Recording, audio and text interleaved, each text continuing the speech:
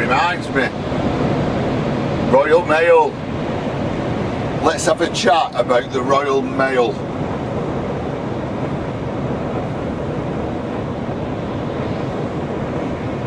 Just give me a sec, I'm just gonna, I think the battery needs changing on this, because this is going to be a waffle and I don't want the battery running out, so just give me a sec.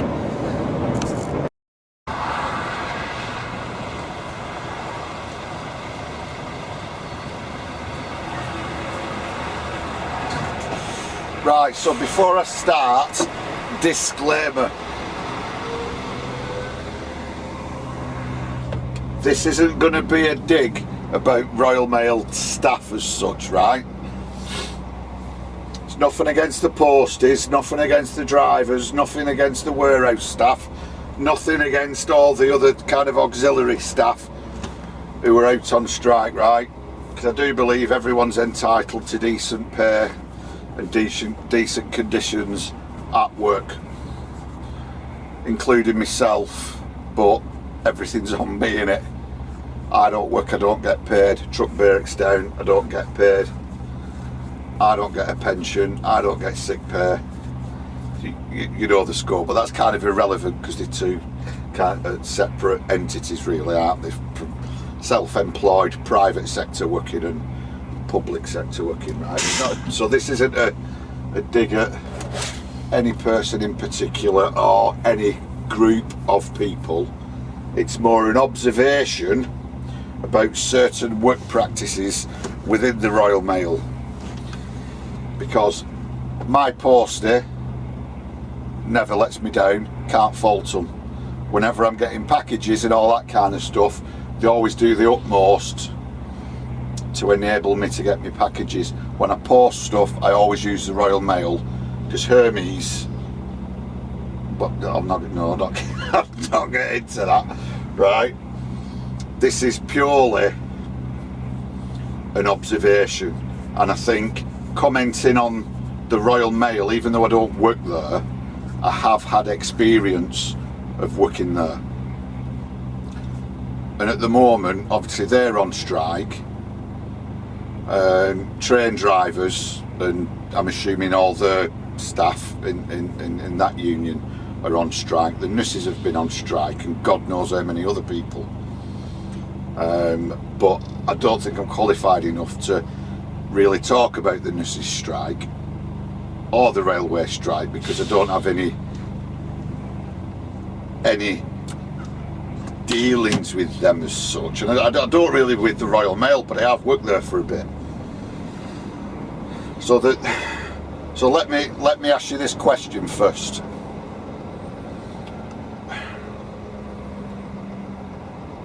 Right, you don't work for the Royal Mail. If you work for the Royal Mail, this isn't a question for you. This is for people that don't work for the Royal Mail and have no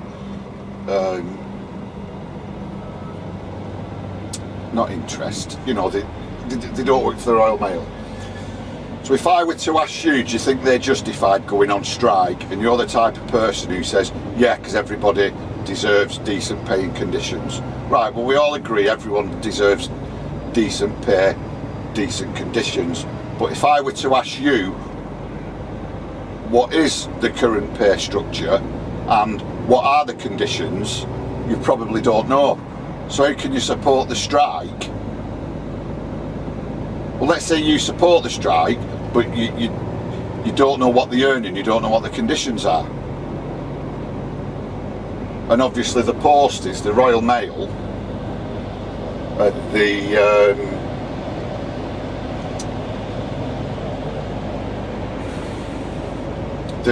union bosses, not the Royal Mail, the workers and the unions want the general public like me and you to support the strike and their demands. But we can't really support them if we don't actually know what they're striking for. We know it's pay and conditions, but tell us what your pay is, tell us what your conditions are at the moment, and then tell us what you want. It's all right saying we want 5, 10, 15, 20% pay rise. Well, what's your pay at the moment? Because if you're all on 50 quid an hour, no, I don't support, I know you're not, but do you know what I mean? I think the general public need more information, because it's so easy to say, oh yeah, you're a fellow worker, we'll support you.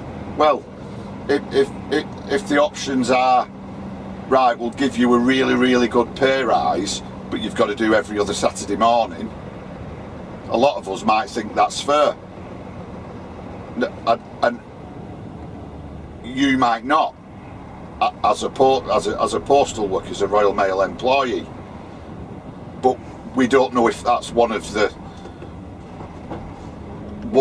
demands. Do you know what I mean? I think you've always got, it's all right saying we want better pay, better conditions, but sometimes there's a bit of give and take.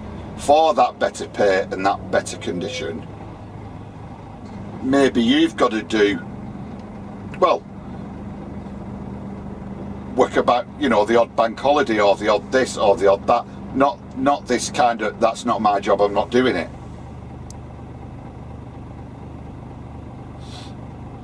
Same with the train drivers and everyone. I don't know what they earn. Well, let's say the nurses want, what do they want, a 19% pay rise, which ain't going to happen, right? And we can all agree that they deserve decent pay. And again with them, when nurses say we want better conditions, well, is that better personal conditions within your contract about holiday pay, sick pay, pension, this, that and the other, or the actual condition of a ward and it getting cleaned and having more staff? We don't know, because these union leaders just say want better pay conditions. That's it. End of. We need more information. And so looking in from outside, sometimes when you look at it logically, it is a bit difficult to agree or not agree when you don't even know, because I don't know really what the Royal Mail are demanding, what the union and the Royal Mail workers are demanding off the Royal Mail, and I don't know what the Royal Mail are offering with regards to better pay and any changing conditions. We don't know, so it's really difficult sometimes to say, do you support a strike? There's certain people politically who will just go, oh yeah, strike, oh I'll support that, yeah, we hate this government. And that, at the moment, actually, I think that's what it is. A lot of these union leaders are kind of trying to get together, everybody go on strike at the same time to get rid of the government. And the way they talk, even though they're on the side of the workers, their main goal is to get rid of the government, and this isn't a good excuse to do so. I think, I don't know, maybe I don't know enough about it, and none of us know enough about it, I think, to make that conscious, definitive yes or no whether you do or you don't support a strike. And I'll not say more importantly, but just as important, if you're not a Royal, we'll focus on the Royal Mail, if you're not a Royal Mail worker, but when they're on strike you get offered work off the Royal Mail, so basically breaking a picket line, would you do it? I'm not saying I would, I'm not saying I wouldn't, I probably wouldn't, because you're interfering with other things that aren't your business, aren't you, really? I wouldn't do it. That's their argument, so don't ring me and involve me in it. And the reason I say that is I was watching one of the other YouTubers, one of the drivers, on a couple of his videos recently. He's been dragging round for his private company, he's been driving round doing some Royal Mail work, probably like these that we've just seen. This Royal Mail trailer that's behind us, Salford Van Hire. So part of the deal is they mustn't be able to use the Royal Mail's own tractor units, because I've not seen any. So as he's gone past with Salford Van Hire, another Salford Van Hire went the other way with a Royal Mail trailer on it, and then behind him were like Joe Bloggs Haulage with a Royal Mail trailer on it.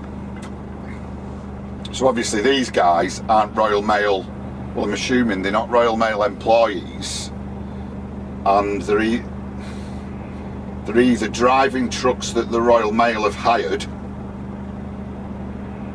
or some other company have hired.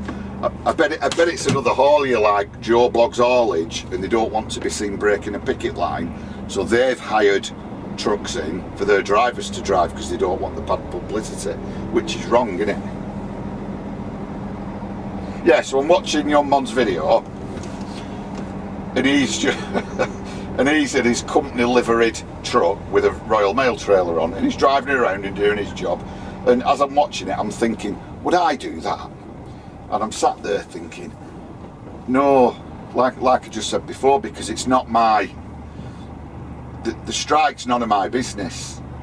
Just to go in to earn a few quid is back to whether or not you agree with the strike or not. Let's say I didn't agree with it.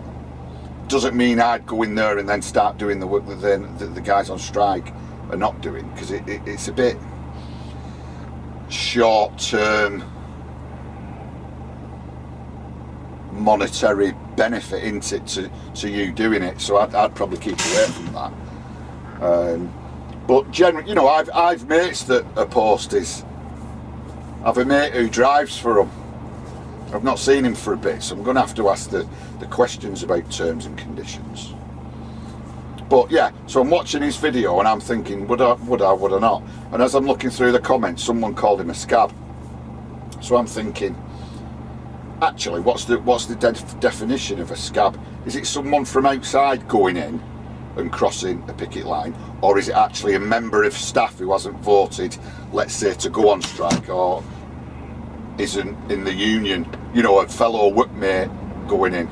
I don't know whether it's an outside source going in or a current employee going in and kind of sticking two fingers up at his mates or her mates going in. I don't know. So I'm reading it and I'm thinking, well, I wouldn't call him a scab because he's driving for someone else. So but then the YouTube the YouTube guy, I'll not mention him because I don't want to attract any more, you know, I say any more, but any negative comments towards him. So I'm watching it and I'm thinking, oh sorry, I'm looking at the comments, and there was a couple regarding, you know, breaking a picket line and all that kind of stuff, and kind of rightly he said, well, I'm just doing what I'm told, I'm an employed driver and I drive this truck. But I think sometimes you've got to have a bit more of a backbone, haven't you, and say to your boss, no, I'm not doing it. Because I'd say that, and I don't. I'm 99% sure I'd never cross a picket line like that.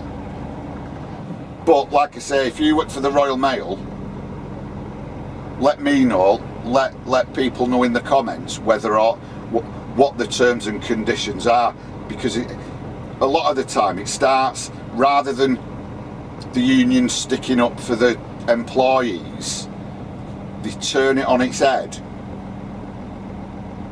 And rather than saying the employees, they deserve this, they deserve that, we could do with more because they do this and they do that, they turn round and just say, oh, the main man at the top's on £1 million. Well, good for him, that's kind of outdo with you. The government, you know, whoever's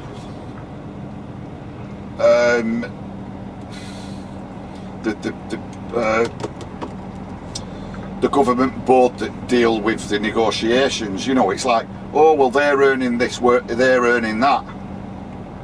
Well, big deal, forget that, it's got nothing to do with you. You need to focus on what you bring to the table. Not slag. It's like being a little kid, innit, and having a brother and going, oh, mummy, daddy, it's not fair because he's got more than me. No, you focus on yourself. If you're a postie, if you drive at one of the distribution centres, or if you're a postie, I don't know, treading the beat with your bag or in your little van, tell us what good you do and why you deserve it. I'm not bothered what other people are earning. You're supposed to, you know, sell yourself you know, big yourselves up to tell us why you deserve it. Not just sit there going, oh, it's not fair because someone higher up the chain's on more money than me and got a better pension. Well, good for them for getting a good job. Anyway, right. But no, I don't think I'd cross a picket line of any. If I worked somewhere and I wasn't part of a union and all my workmates were and they went out on strike, I wouldn't necessarily say I was out on strike, but I'd just have the day off work.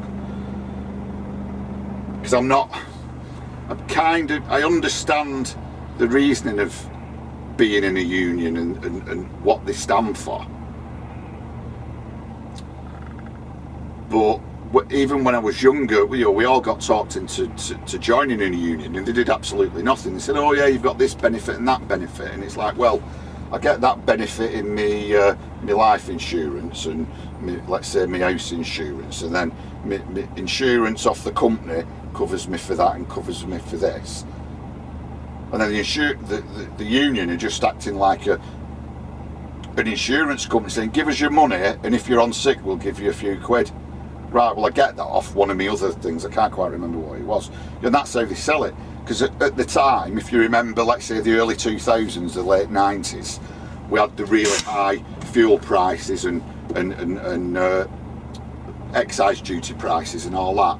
And truck drivers didn't go on strike, but we had a few go-slows.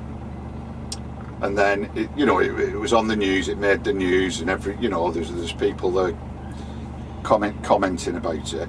But no one from any union was on 9 or 10 o'clock news sticking up for the drivers. They just seem to pop up every now and again after something's happened and comment on it. They don't seem to want to join in. The union is probably great in a somewhere like the Royal Mail that's always been from when it was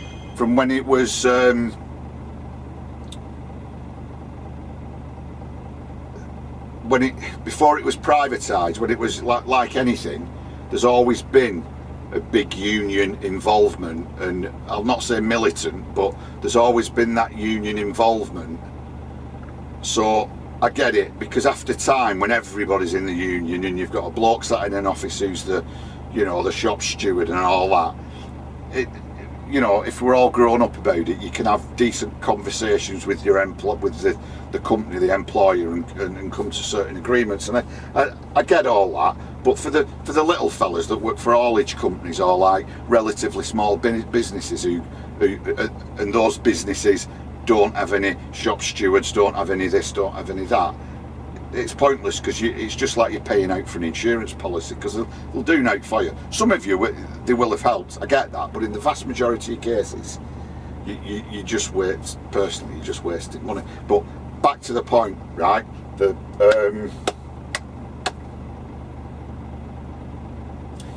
working practices, right? I'm going to tell you a story now, and it's a true story, and I'm going to tell you how it happened, and obviously it involves the Royal Mail,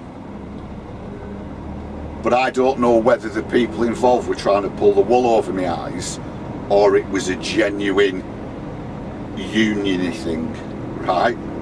So before I started doing this, and when I was freelancing, I've said on I think videos before that the months leading up to Christmas, let's say November, December, at the time I either worked for Royal Mail or Hermes, depending on the situation at the time, right? So I'm in the northwest. So in the northwest, you've got distribution centres. I think you've got a couple in Manchester.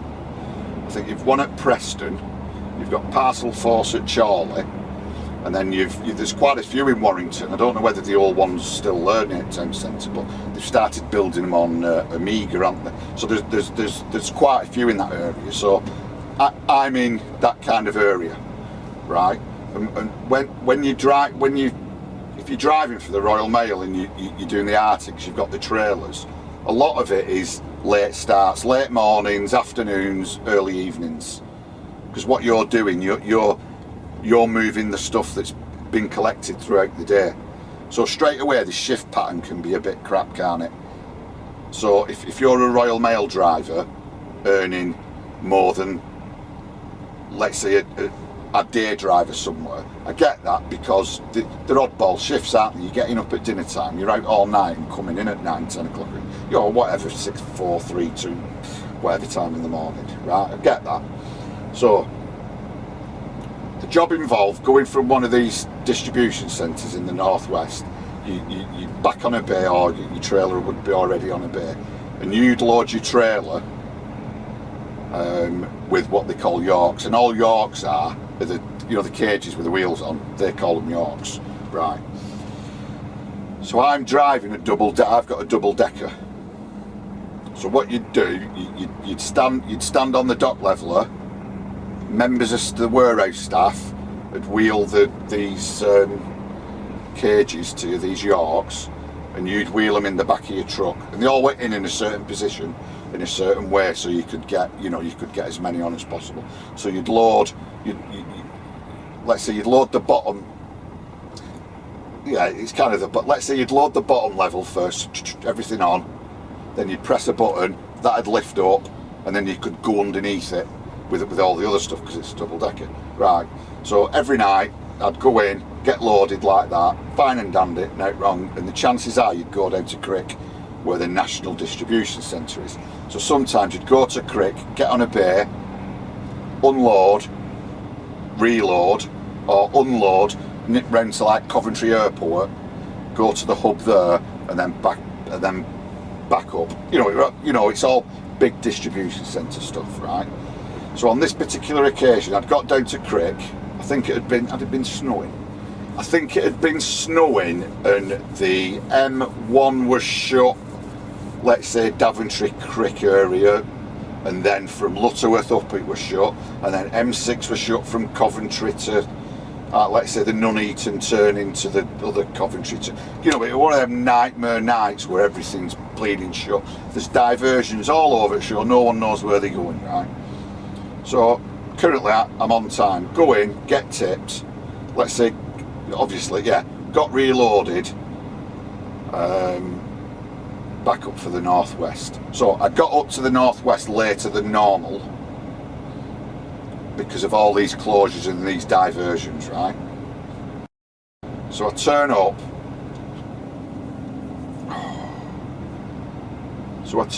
Takes me about 20 minutes. Once I'd got on, well, not say on, once I'd got to site with the barriers, took me about 20 minutes to get in, because no one's in the hut, no one's answering the buzzer. I've got a phone number and no one's answering phone, right? So that's put me back up. So let's say by now I'm 45 minutes late by the time I get in.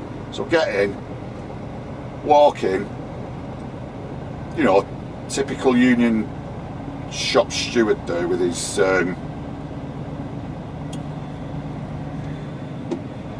well, I don't know, he might not have been a shop steward, but you know, a typical union bloke there with his socialist lanyard on and his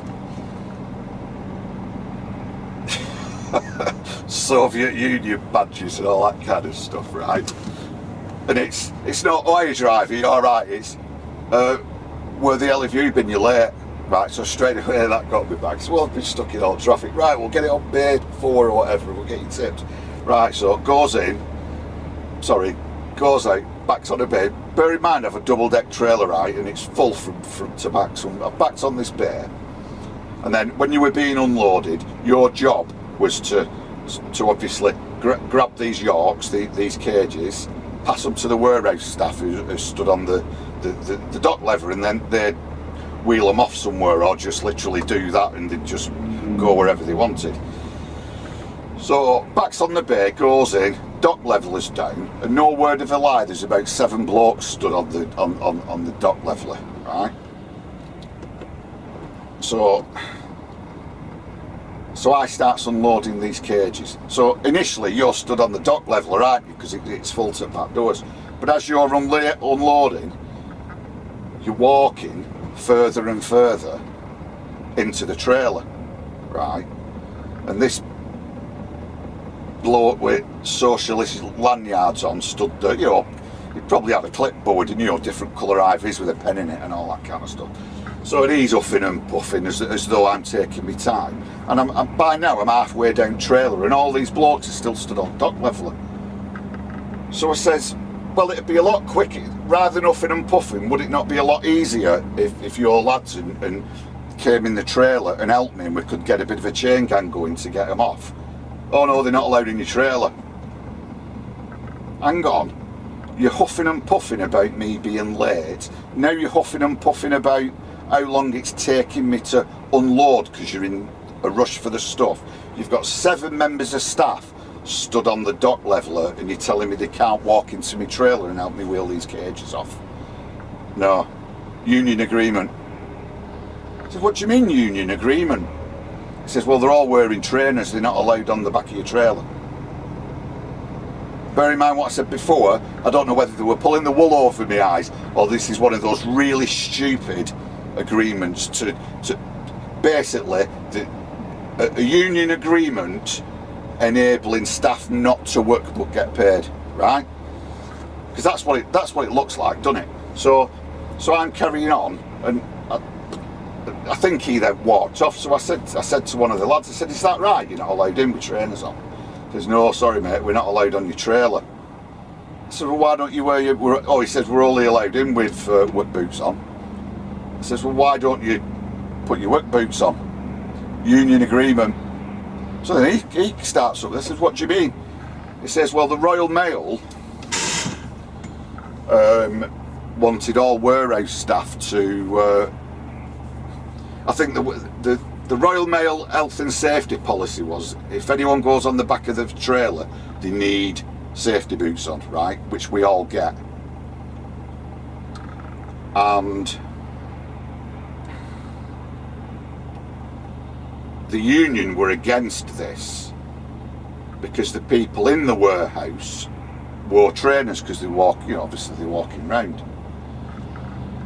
So the agreement was something like all members of warehouse staff must wear safety boots when on the back of a truck on a trailer, but they don't have to wear them in the warehouse. But it's optional whether or not you want to wear safety boots, and that was the agreement. So if it's optional whether or not you want to wear safety boots, you've got 200 people in this warehouse all walking around with Nike and Adidas trainers on as an excuse not to work. So I thought, well, why should I do it then? I'll go put my flip flops on. So yeah. So he told me that they all just stood there, and then, like I say, it weren't as though they were getting some of these Yorks and then wheeling them and putting them in a line somewhere. They weren't even walking anywhere. They were grabbing hold of these things, and they were grabbing hold of them, and they're just wheeling them into, you know, under their own steam into warehouse. So you've got 7. Well, I could have done that because I'm walking with them out to the trailer onto dock level, and then I could just push them into warehouse. But they needed 7 people to do that.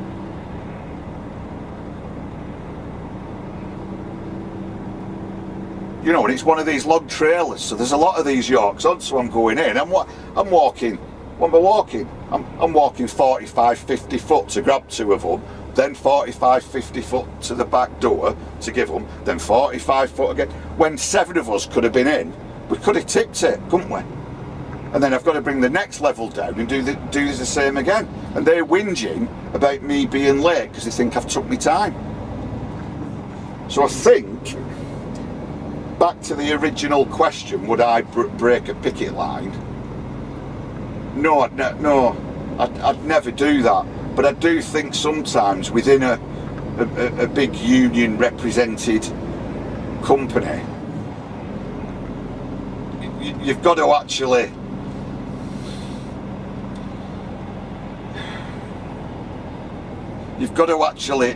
work for your money, haven't you? I think there's too much, and like I say, I know people at Royal Mail, post is great and all that, but I just think certain work practices are absolutely nonsense. I get the impression there's too much of this kind of, computer says no, you know, clock card happy, like I've said in other videos, sorry mate, can't do it, it's 1 minute, I clock off in 1 minute, and it'll take me 2 minutes to help you out, but I clock off in 1 minute, so I can't do it. You know, that kind of thing. And if you want a pay rise and better conditions, the union has got to stop acting like the only reason they're there is to come up with excuses for the members not to work.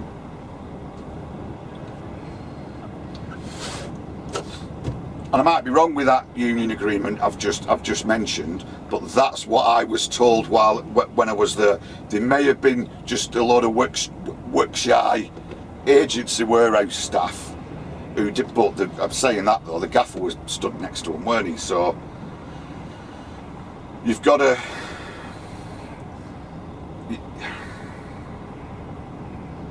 You can't be doing things like that and then expect me to support your strike.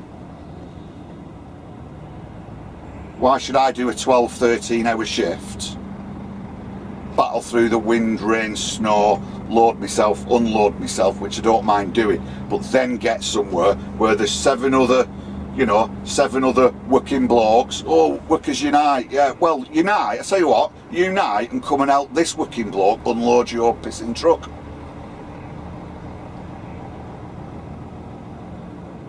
There's two, I think that's the only thing with me. So with all these strikes at the moment, there's going to be other things within that, as the general public, you don't see. But once you experience, you think, I can't believe they're going on strike if that's how they work. They could save loads of money by only employing 2 of those blokes instead of 7, because they don't do anything anyway. But then if the Royal Mail get rid of 4 or 5 of those blokes, the unions will say, no, we need them, you can't get rid of them or we're going to go on strike. You know, and you just see, I don't know, seems to breed, I don't know, you know, that sick note, clock card culture, and it's not good for business, is it? It's not good for the economy, because you can imagine everywhere work like that. I'd rather be in, you know, it's not my job, might not be my job to jump on a forklift and load my truck. But if it helps someone else and helps me get my job done quicker and helps the customer, you just crack on and get it done. That's the thing with the unions and this thing, this kind of, it's his job to sweep that brush, it's his job to open that door, it's his, well, if you're there and he's not there, why don't you just do it? Not my job, mate. So just do it and help everyone else. You know, we all go to work, we're all there for the same things, we're all there to get paid, to pay our way, aren't we? So I agree everyone wants the right bloody terms, conditions, payment, but there's got to be some common sense in it. I mean, it's no wonder, well, I don't know whether the Royal Mail makes loads of money or loses loads of money, because it depends who you talk to, but if they lose loads of money, you know, you can see why, can't you?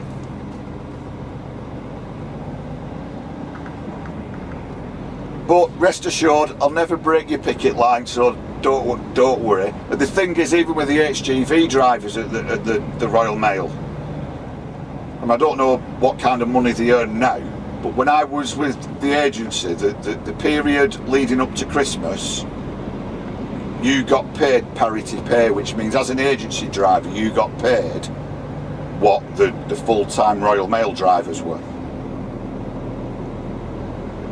And let's just say it was very attractive. And then if you stayed on with the agency after Christmas, when it was quiet, your pay as an agency driver dropped back down to like standard agency rates, which weren't very good. But if you committed to the Royal Mail, I think for 12 weeks, you could just do 1 day a week for 12 weeks and stayed in there.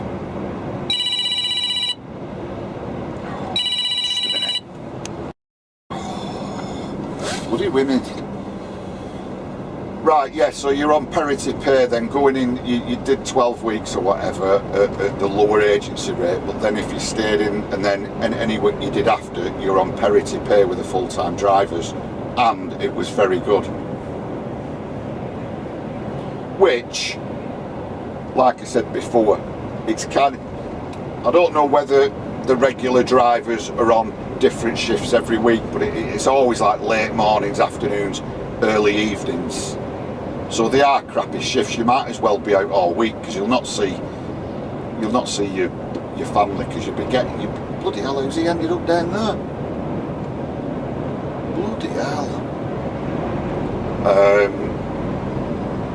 You know, because if you're starting at, I don't know, 2 o'clock in the afternoon, you're probably finishing at 2 or 3 o'clock in the morning, going to bed and getting up after kids have gone to school and wife's gone to work. So, you know, it's, you know, they are unsociable hours, so I get that, and good luck to you. And, you know, you can kind of commend the unions for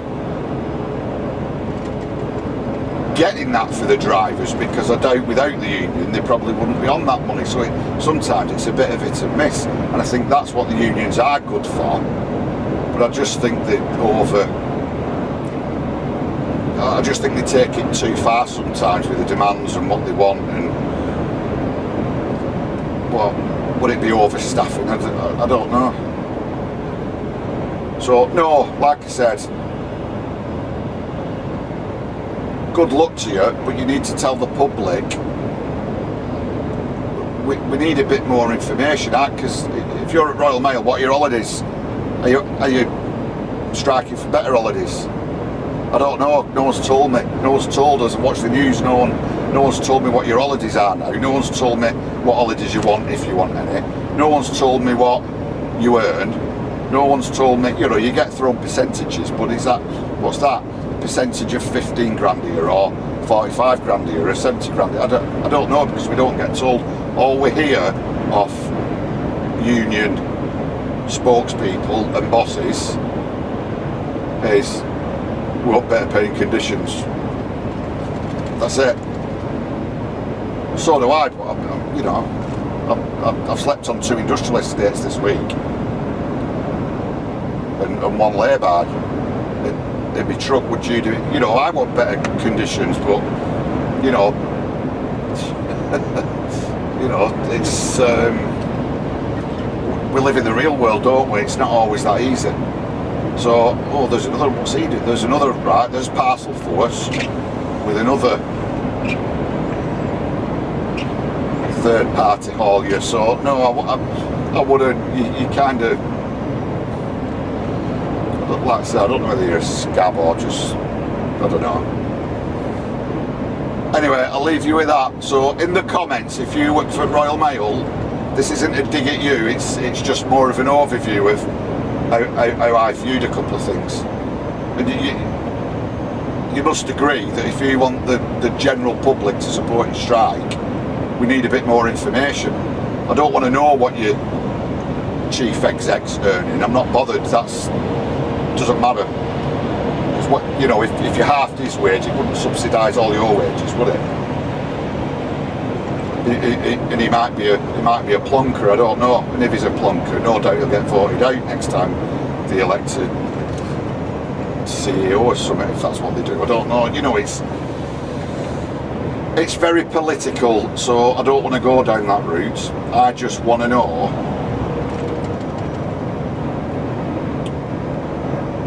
as do the general public, a bit more detail.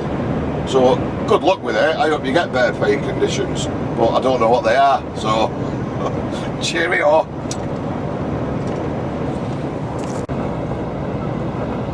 Well, one last thing, if you do work for the Royal Mail and you're going to comment and you need some time to think about it, you could always go into your quiet space, your contemplation room, or your prayer room. There's probably more rooms now to cater for everyone, even though you're at work to do a job.